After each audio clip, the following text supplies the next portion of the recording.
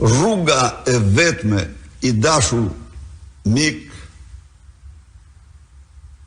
për Partinë Demokratike dhe për çdo shqiptar është rruga dhe vetëm rruga.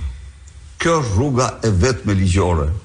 Mbasi gjykata kushtetuese mori pushtetet e gjykatës së apelit dhe gjykatës së lartë në diktatin e Edi Ramës dhe i hoqi asaj pezullimin. Mos ketë kush iluzion se një fletarrest, një mandat arresti nga skapi për Lubi Ballukun do pranohet nga Edi Rama. Ai do hidhet poshtë siç u hodh mandatin ndërkombëtar i arrestit nga antimafia italiane për Sajnir Tahiri.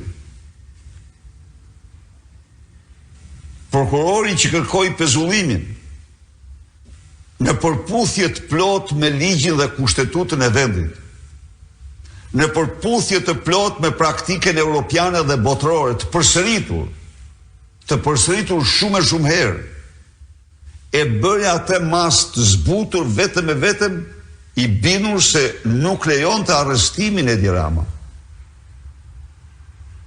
Tani Edi Rama firmosin gjykatën kushtetuese licencën për të vazhduar vjedhjet dhe nuk kemi më, i dashur mik, nuk kemi më të presim as nga gjykata, as nga prokuria.